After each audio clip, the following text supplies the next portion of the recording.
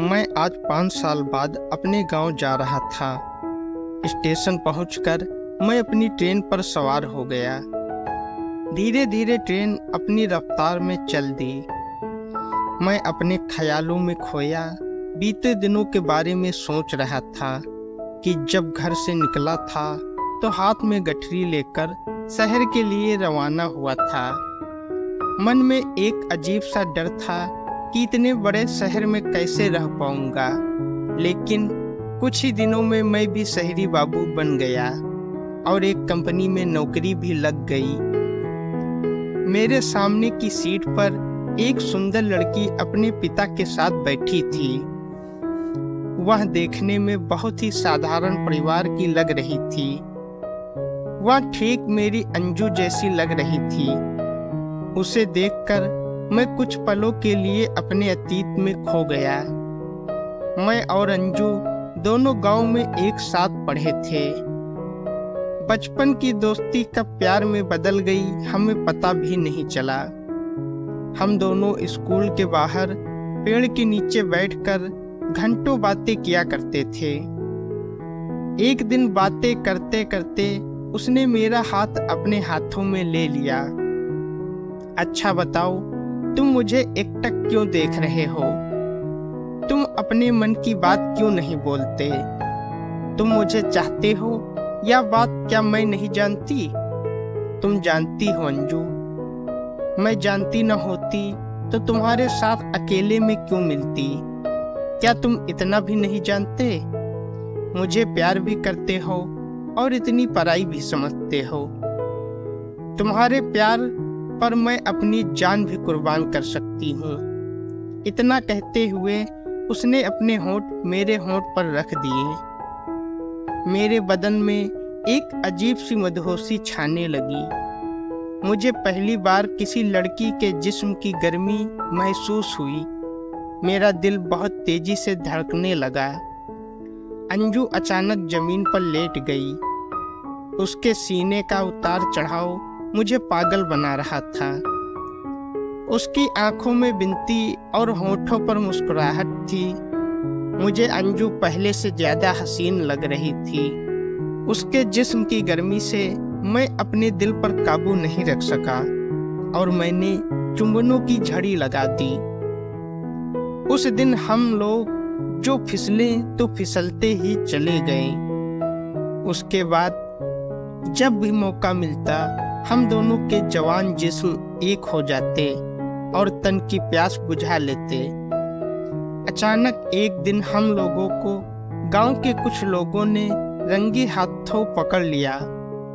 इससे बहुत बवाल मच गया, क्योंकि मैं ऊंची जात और अंजू नीची जात से ताल्लुक रखती थी।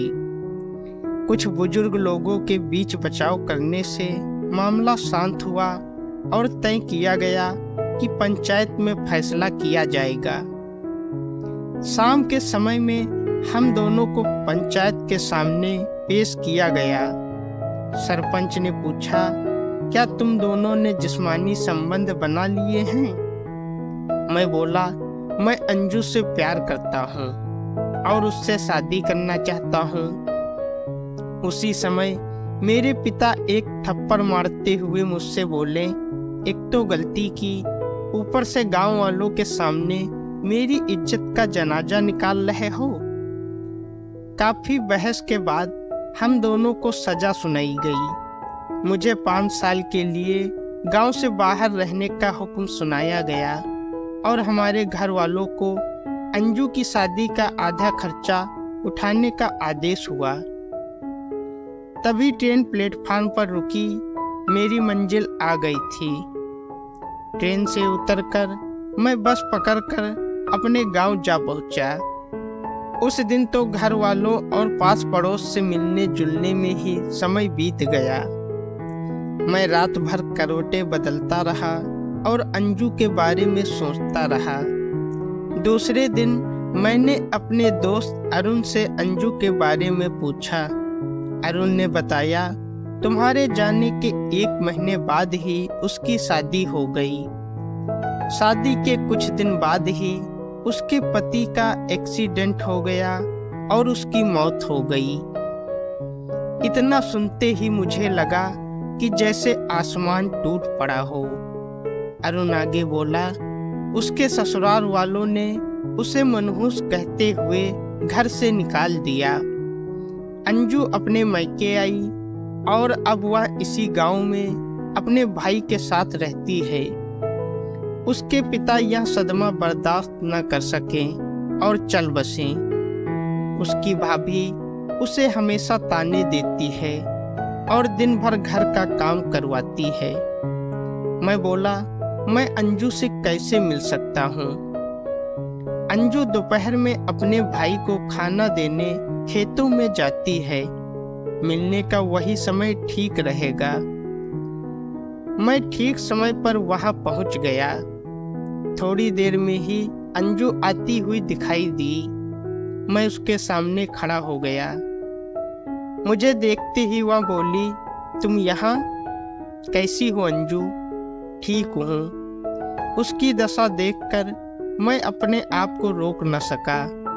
मैंने जैसे ही उसका हाथ पकड़ना चाहा, वह बोली, मेरा हाथ मत पकड़ो, मैं अब तुम्हारे लायक नहीं रही। अगर कोई देख लेगा तो फिर बवाल मच जाएगा। मैं बोला, अब कोई भी ताकत हम दोनों को जुदा नहीं कर सकती। मैं तुमसे शादी करूंगा, लेकिन समाज ऐसे रिश्तों को नहीं मानता, क्योंकि मैं एक छोटी जात की लड़की हूँ और अब विधवा भी हो चुकी हूँ। तुम कोई अच्छी सी लड़की देखकर शादी कर लो।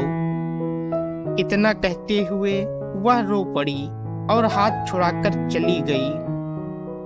उस दिन के बाद मैं रोज अंजू से मिलने लगा। आखिर बात कब तक छिपती?